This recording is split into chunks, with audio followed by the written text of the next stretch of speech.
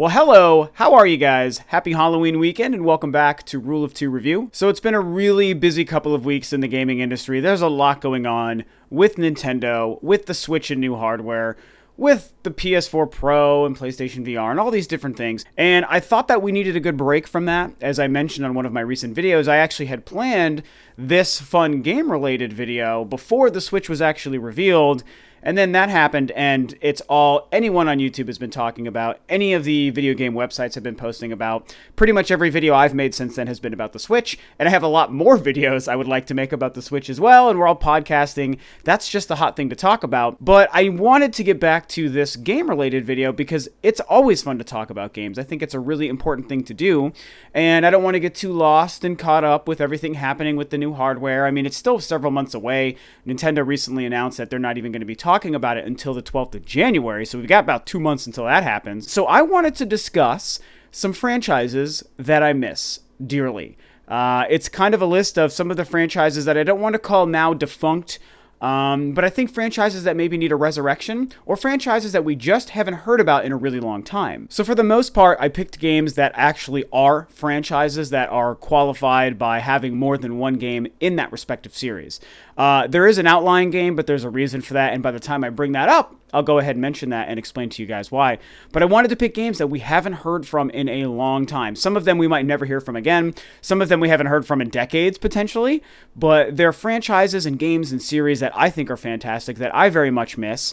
I'm spanning, from more recent titles to titles that are actually pretty old, because I am an older gamer who was gaming in the early and mid 80s all the way up until today. So it was really exciting to do this. A little bit sad because it makes you kind of realize how many series that you love we maybe haven't heard from in a long time, but still a lot of fun to do. So we'll go ahead and get started with the first game on the list, coming in at number 10, and that is going to be Ghouls and Ghosts. Now, arguably Ghouls and Ghosts actually began with Ghosts and Goblins on the NES, and I believe in the arcade as well. That's all part of the same series, and then of course there was Ghouls and Ghosts and Super Ghouls and Ghosts in the 16-bit era, which was my favorite, the Super Nintendo and the Genesis. What's interesting about this series is on the PlayStation 2, there was one or maybe two Maximo games. Anyone out there can correct me. It's a Capcom franchise, and I don't know if Capcom made more than one Maximo game. I feel like there was two released on the PlayStation 2 in the 6th gen era. I never actually played those. I heard that they were okay, they were pretty good, but not enough to reinvigorate the franchise, and obviously it hasn't continued since then.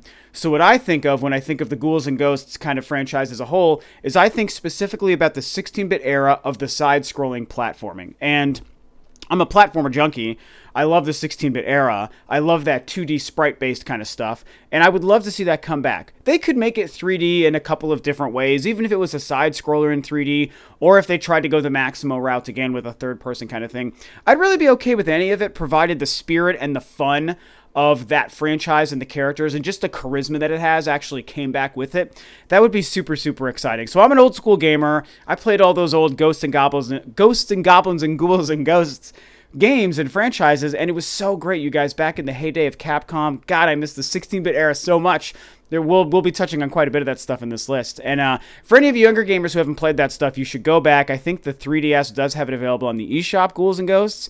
It's hard as hell. It's going to make you angry, but it is platforming perfection. Coming in at number 9 is kind of a more obscure one, potentially, and that is going to be Batsonitos, which was a pair of GameCube exclusive RPGs.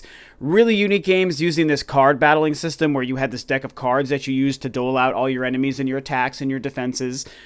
Trying to make a real-time, well, not a real-time, but an actual 3D RPG game out of a collectible card game like Magic or Pokemon or what have you.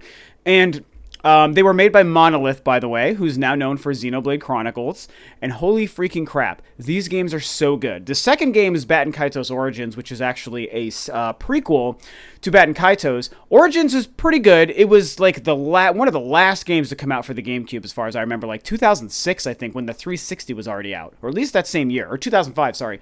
But anyway, it's the first game that's really special. It has atrocious voice acting, but there's such a large array of a large array of characters, I should say. in that game, and all of the characters and the dialogue and their personalities are spot on, and you spend so much time with them that despite the fact that the voice acting is really bad and sounds like it was recorded in a tin can, you start to grow attached to them. I'm very fond of that cast of characters in that game, despite the fact that the first 20 hours I was like, I can't stand hearing them talk. But I got used to it, and it's one of the main reasons I love that game. Not to mention the beautiful art style, great graphics, and awesome, unique combat, and a really cool world. It's like a steampunk, futuristic, but also kind of based in history sort of setting, and it's all like in the clouds and the sky. It's so good. I can't even tell you guys how good it is. So definitely check out the Batsonitos games, and it would be incredible if Monolith came back and made a Batsonitos sequel, maybe on the Nintendo Switch. Coming in at number 8 is going to be a series that I think a lot of longtime Nintendo fans will agree with me on how much we miss this series. And it's Wave Race. Simple, short and sweet, just a jet ski water racer. That's what we want. The first Wave Race was revolutionary. It was like the third game, I think, released on the Nintendo 64. I'm almost sure it was the third game, at least within the first handful of titles. And then, of course, we know Wave Race Blue Storm launched with the GameCube in 2006. Both games are fantastic. I mean, Blue Storm is like the better made game, but I have way fonder memories of Wave Race 64 and what that game did and how amazing the water and weather effects were at the time. It was so brand new to see something like that. And the physics of bouncing on the waves, it was incredible. And it was just from that time where Nintendo had a lot of first-party outings trying things like in the sports and extreme sports kind of genre, and it was a weird thing for them to do. It feels weird for them to do now, but at the time, it actually felt a little bit more normal, and they knocked it out of the park with Wave Race, and it's just such simple racing, speed-related fun, and it would just be a great time to bring back something like that. It's a Nintendo franchise. All the gamers from that era love it, and I think it's time we get some more Wave Race in our life. Coming in at number 7 is another old school franchise for us old school gamers, and it's Contra. Man, do we need Contra. Some shooting, alien, blowing up action in our lives. The first one is legendary. Super C is a pretty darn good sequel. Contra 3, The Alien Wars on the Super Nintendo, ooh, that might be the best of them all. It's a really, really tough thing to say. There was also Contra Hardcore on the Sega Genesis, which was very, very excellent and underrated. They did, gosh, what did they do? They did a couple of Contra games on the PS2, which I barely played. I heard they were just okay. And then they did Contra 4 on the DS, which is great and so freaking hard, but so very good. And then they also had like a spiritual sequel, and I can't remember the name. It was called like Super Core or something like that, released on the Xbox Live Arcade like 4 or 5 years ago. I actually have it on my 360, and I just can't remember what the darn thing is called. I haven't played it. It was pretty great, but it still wasn't actually Contra, and I think that it's a great time for Contra to come back, with the exception of the fact that it is owned by Konami. Now, no one knows what's going on with Konami right now. It seems like they're trying to come back into gaming. Maybe they're never going to again. Maybe they're just going to let these great franchises they have wither and die, such as Contra, and it would just be so tragic. But man, Contra is one of the greatest series of all time, one of the greatest shooting series of all time, and it was when Konami really cared, and when they put their best foot forward, they make such great games. So hopefully, maybe we can dream that we get another Contra in our lives. Coming in at number 6 is a game that I really wanted to put higher on this list, but I ended up settling right here. And that's Earthworm Jim. Another fantastic series from the 16-bit era, Sega Genesis, Super Nintendo.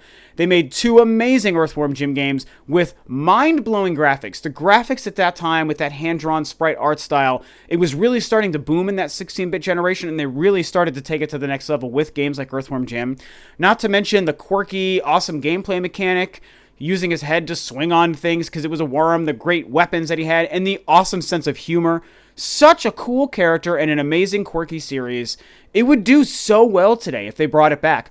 Maybe in the same vein that Rayman came back with the Rayman Origins and Rayman Legends. What a rousing success that was, and I feel like they could do something similar with Earthworm Jim. To be fair, I wouldn't want the art style to change as drastically as it did for the Rayman games, but even if they did something like that, I believe in them to make a really, really great game. So with any luck, man, us old school platforming guys can get another Earthworm Jim in our life. Oh, and not 3D. Coming in at number 5 is a series that we all weep for, especially now more than ever, and that is Mega Man. Now, the reason I say now more than ever, of course, is because of this year's debacle with Mighty Number 9 and what happened there and how the whole Kickstarting thing fell apart, unfortunately, and released as a, unfortunately, very bad game. So I haven't played it, but most people say it's not very good.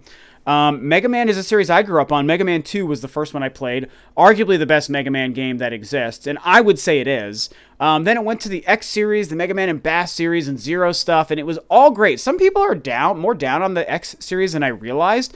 Y'all are crazy. Mega Man X is fan-freaking-tastic. Some of the best side-scrolling shooting action ever. And if you can't tell, there's a lot of that in this list so far from that 16-bit era, 8 and 16-bit era.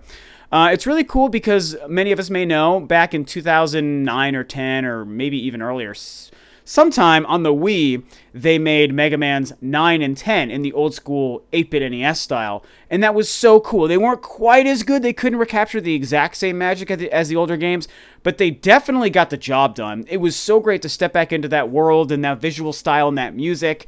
And it would be cool if they did something similar to that today. I mean, Mega Man could come back in a variety of fashions. We were even going to get Mega Man Legends 3 a couple of years ago until that got canceled. So who knows what Capcom's doing, man? Sitting around with its thumb up its ass, not realizing how much money it could make and how many fans it could make happy if they just revived Mega Man in a myriad different ways that actually felt true to the series. Don't do something totally stupid that's going to destroy it, but do a Legends, do a side-scroller 8-bit style, do a side-scroller 16-bit style, or do a side-scroller modern style. Whatever you want to do, Capcom, give us Mega Man, and we will give you our money. Coming in at number 4 is another Nintendo Speedy Racer, FZero. Come on, we need an FZero. You guys, Miyamoto, Nintendo, Reggie, pull your heads out of your asses. You're doing good things right now. You're teasing us all with the Nintendo Switch. It looks fantastic. Everyone's loving what you're doing. We're all excited to buy it. And it's a great time to capitalize on that excitement and momentum by re-releasing a series we've all wanted to see come back for the last 13 years since F-Zero GX, and it's F-Zero. That F-Zero GX game developed by Sega, by the way, for the GameCube 2003, so good. Not to mention, the original is amazing. F-Zero X on the N64 is amazing. I know there was like Maximum Velocity on the DS, or the Game Boy or the DS, and there was like one or two. There was another Japanese-only one. I never played those. But apparently, they're all great because it's almost impossible to screw up F-Zero. So it's a series that really deserves a comeback.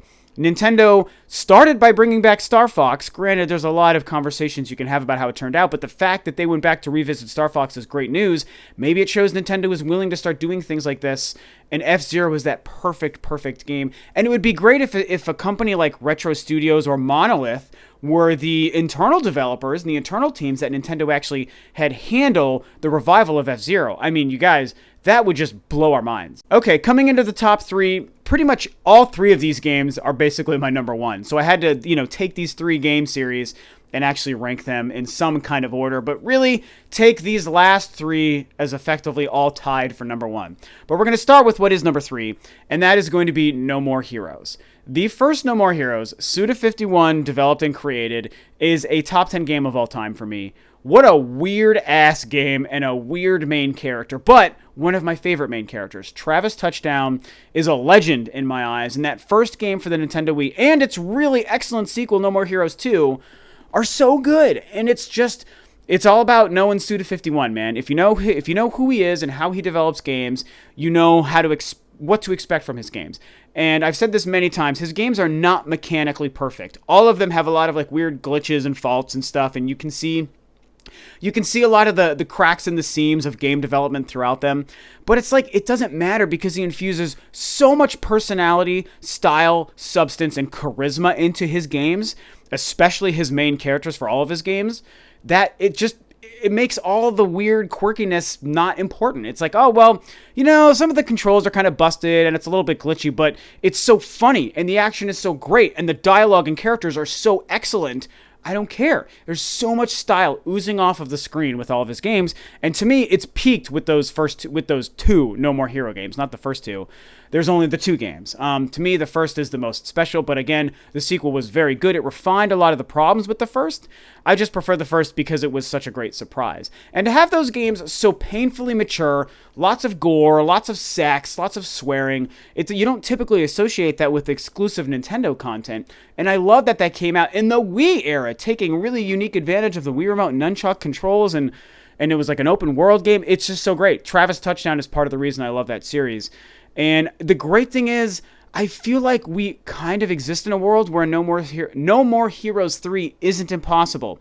Suda's interested in it. Nintendo's starting to do really great things. They're coming up in the world again. The Switch is going to be a big hit.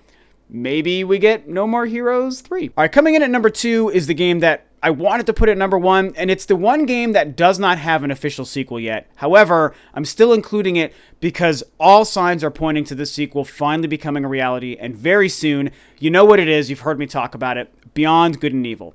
I want that Beyond Good and Evil sequel that Ubisoft and Michel Ancel have been teasing us for years, and most recently in the last couple of weeks. It's time. Everyone's been wanting it for so long. You teased it in 2008. You've teased it at every E3 since. You can go to Wikipedia and see the last 7 years documented of interviews where every year someone from Ubisoft has a quote about Beyond Good and Evil 2 still being in development. And so it's never officially gone away. And now we've got all these Instagram posts coming from Michel Ancel, and we've got these pictures that just seem to be screaming that the sequel is finally getting ready to be revealed soon. Rumors it's going to be exclusive to the Switch, and Nintendo, of course, is revealing those details in a couple of months.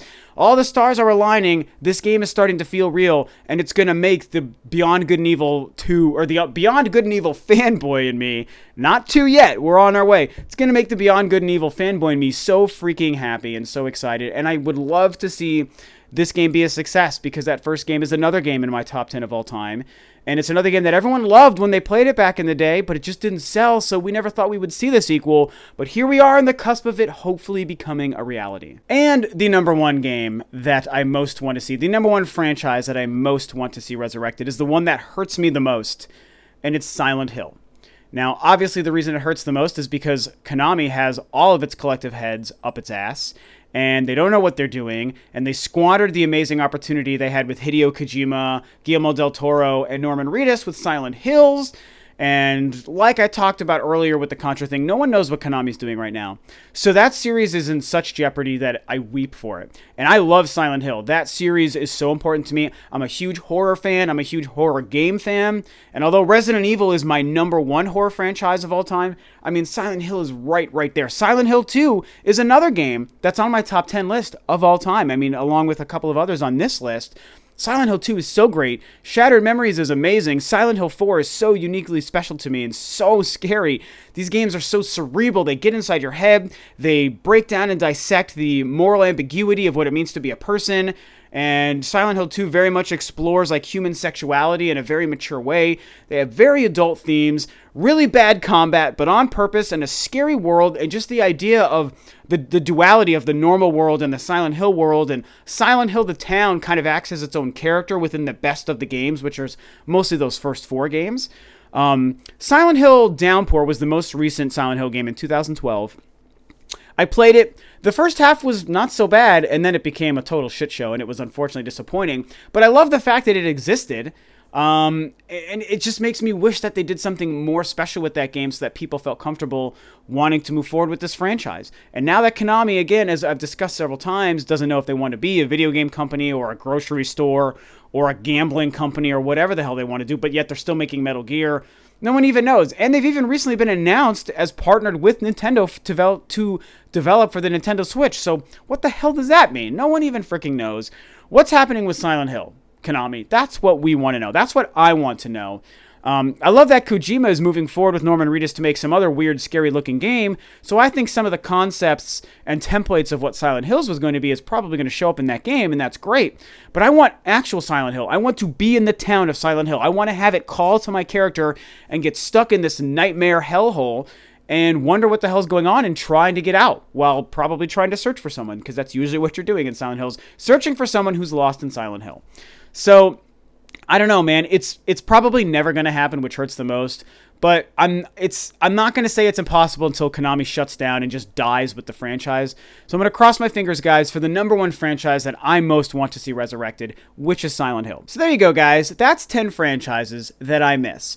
Again, I'm an older gamer, so like I said at the beginning, I've been gaming since the Atari 2600, NES, 16-bit, all the way up to today, so I've seen the gamut. That's why a lot of these games date back to the 8 and 16-bit eras. I really missed that time, and I missed those platformers and those 2D kind of side-scrolling games, man. Those experiences are huge to me.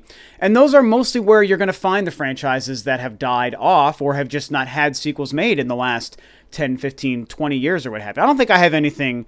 Well, except for maybe Ghouls Ghosts. Oh, no, because of the PS2. Yeah, I don't have any series that hasn't seen a game in the last 20 years.